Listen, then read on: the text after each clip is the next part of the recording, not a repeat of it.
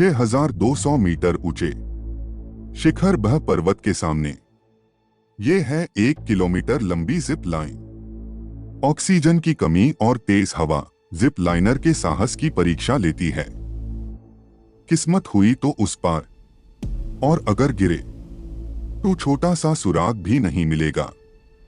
यह न केवल एडवेंचर का केंद्र है, बल्कि इसके पीछे छिपी है एक गहरी रहस्यमयी कहानी।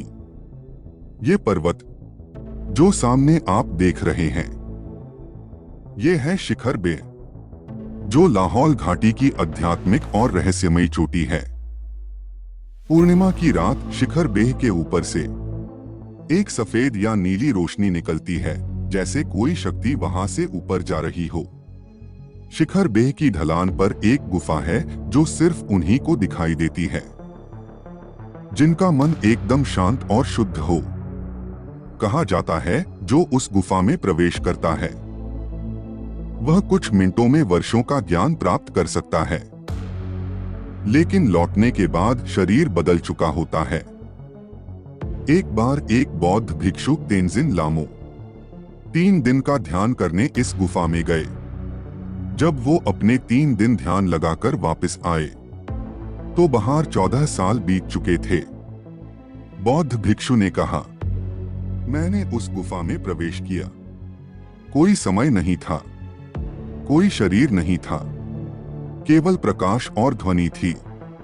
शिखर बेह के उत्तर पूर्वी ढलान पर एक खास चट्टान है, जिसे त्रिकाल कहते हैं, जिस पर बैठते ही साधक को तीनों कालों के दृश्य मिलते हैं।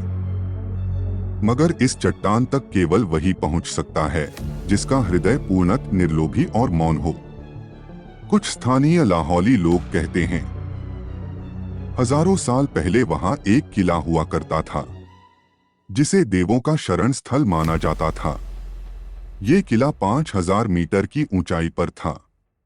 यह 3 स्तरों में बना था। बाहरी चक्र युद्ध रक्षा क्षेत्र था, मध्य चक्र तांत्रिक वचन स्तंभ था, भीतर का गर्भगृह ध्यान स्थल था।